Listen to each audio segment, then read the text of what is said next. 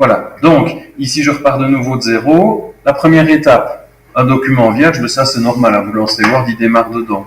Ensuite, mise en page, marge, puisque c'est pour les régler à 1 cm. Alors, c'est ce que je disais tout à l'heure. Comme je l'ai déjà fait, mais vous voyez, dernier paramètre personnalisé, c'est ceux-là que j'avais utilisé. Si ce n'est pas le cas, il faut venir dans marge personnalisée et régler haut, bas, gauche, droite à 1 cm. Si on a oublié de le faire et qu'on a déjà mis ces images, on peut faire la marge après. Oui. Ça va? Donc ici, moi, comme je l'avais déjà fait, je vais faire marge et je récupère les dernières ici qui sont plus faciles que de régler chacun un par un. Tac. On voit que c'est bon parce que au niveau des règles, ça se voit. Ici, la zone grisée qui représente les marges, elle fait 1 cm de large. Même chose sur le côté ici. Et même chose là en haut à droite. Ça va? Ok, on est parti du coup avec l'insertion des images. Insertion image. Là, vous allez chercher dans votre dossier image western la frise d'angle. Insérer. Et donc, par défaut, la frise, elle se comporte comme du texte. Regardez, ici, elle est prête à écrire à la suite. Donc, c'est comme si on avait un énorme caractère, une énorme majuscule ici. Et donc, dans notre cas, il y a plusieurs petites choses à régler. Bon, moi, je vais faire. Donc, je la resélectionne. Hein. Si vous êtes comme ça, vous n'aurez pas les menus ni les outils qui vous conviennent. Donc, il faut cliquer une fois dessus. Et donc, vous avez le ruban qui apparaît ici, outils, images, mise en forme. C'est ce qui va vous permettre, au niveau de la rotation, de tourner à droite de 90 degrés. Tac. Donc, on voit ici que ça se rapproche déjà plus du modèle fini. Pour régler la largeur, tant que vous êtes avec l'image sélectionnée, à l'extrême droite apparaît justement le groupe d'outils qui permet de régler les dimensions. Donc, je clique ici, je fais 4,5 et je fais Enter. Tac. Le fait de passer par là permet non seulement d'avoir un réglage précis, mais permet aussi de garder les proportions. Tandis que si vous aviez joué avec les poignets, vous risquiez d'allonger ou d'aplatir l'image. Tandis que là, grâce à ça, il a réglé la partie supérieure pour que ça reste complètement proportionné de la même manière. Ça va? Donc ici, ce que je vais encore faire, la dernière chose, c'est pour libérer l'image du texte et ensuite avoir un placement assuré en haut à gauche. Regardez, position en haut à gauche, ensuite habillage devant le texte. Le but étant ici que j'ai maintenant une page qui était comme celle de tout à l'heure, vous voyez, comme si j'avais encore rien écrit, mais j'ai une image qui est venue se mettre devant le texte en haut à gauche. Et si vous écrivez quelque chose, vous ne le verrez pas ou ça va se mettre... Regardez, si j'écris quelque chose, voilà, on ne le voit pas parce que ce que j'ai écrit, voilà, derrière, devant le texte. En fait, l'image est devant le texte, et donc le texte est derrière l'image. Ça paraît, ça va. Tandis que regardez ici, maintenant je vais centrer ici le texte que j'ai écrit, donc j'ai écrit bonjour, hop, vous voyez, oui. Ça apparaît ici au milieu. Donc, j'efface ce que j'ai fait ici, et je me réaligne à gauche, j'y reviendrai après. Oui, vous voyez, c'est pour traiter le texte et l'image de manière indépendante.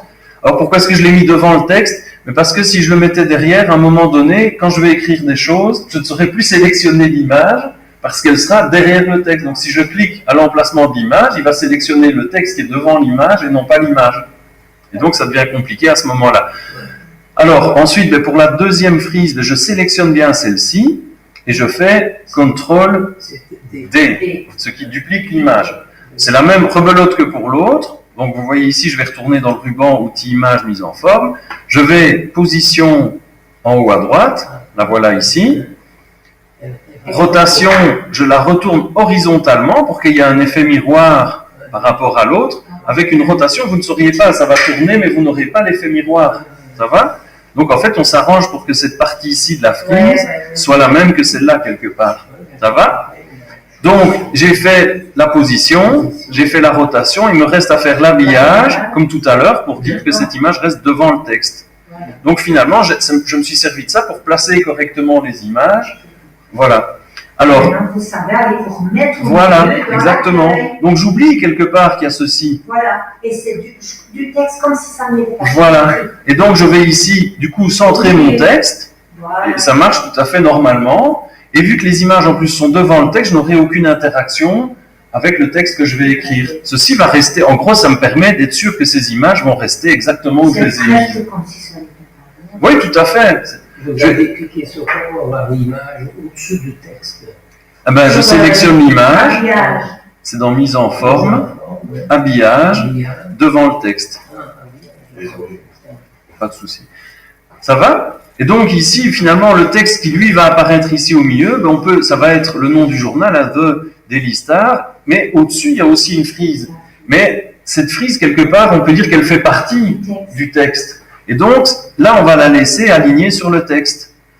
Donc, insertion, image, frise d'en-tête, insérer. Et vous voyez, enfin, je vais la redimensionner. Donc, ici, elle est sélectionnée. Je vais déjà la mettre en largeur à 7,5 Enter. Et vous voyez, le point d'insertion est bien allé se mettre à la fin. Donc, c'est bien la preuve que si je continue à écrire, je vais continuer après l'image quelque part. Donc, ça veut dire que cette image, en effet, se comporte comme du texte. C'est pour ça qu'on dit qu'elle est alignée sur le texte. C'est pour ça, si je la sélectionne et que je la mets accueil à gauche, mais vous voyez, rappelez-vous, à gauche, ici je règle l'alignement du texte. Donc quelque part, comme l'image est alignée sur le texte, en travaillant avec des alignements standards, c'est comme si je travaillais sur une première ligne de texte, si vous voulez. De la même façon, vous pourriez mettre un paysage sur toute votre feuille Oui. et écrire dessus. Voilà, mais ça je mettrai à ce moment-là l'image. Un fond. Mais là, à ce moment-là, je suis obligé de régler l'image à l'arrière du texte. Oui. Parce que sinon, l'image va se mettre devant le texte et je ne verrai rien du tout de mon texte. Oui, mais Donc, si vous vouliez faire on met derrière. Donc, si vous vouliez faire quelque chose comme ça, il faudrait faire ça en dernier, quelque part. Pour mettre l'image après. Oui. Ah, d'accord. Alors, oui, parce que sinon... Oui, tout à fait, oui. Voilà, Alors, j'ai bien compris. Oui, si vous voulez, si vous devez faire ça, il y a une technique qui est plus efficace, qui est ce qu'on appelle travailler dans les entêtes et pieds de page. Quelque part, vous pouvez aussi demander de travailler dans une zone d'arrière-plan de la page qui n'a plus rien à voir à ce moment-là avec le premier plan. Ça s'appelle la notion de filigrane, si vous voulez. C'est comme quand on a quelque chose en travers du texte. Donc là, c'est plutôt ça. Éventuellement, si on a l'occasion, j'essaierai de faire un exercice avec ça. Mais ici, vu la complexité un petit peu des trois images qui intercalent les unes avec les autres, ça va? Donc voilà. Alors, qu'est-ce que ça me permet ici? Mais comment est-ce que je reviens à la ligne pour la suite du titre de mon journal? Ça, c'est tout simple. Voilà, je fais. Mais ici, je vais même faire Enter. Tac. Pourquoi est-ce que je fais Enter? Parce que je vais avoir deux paragraphes différents, ce qui me permettra de faire mise en page, espacement avant, par exemple. Je ne sais pas si vous voyez. Comme ça, je pourrais avoir un placement très précis de la suite de mon texte qui va apparaître ici. Ça va? Voilà. Donc ça, c'était pour la partie placement des frises. C'est déjà un petit challenge en soi, donc je vais le séparer de la suite de la correction. Donc je vais arrêter mon explication. Vous le mettez sur la clé USB, tout ce que vous dites là.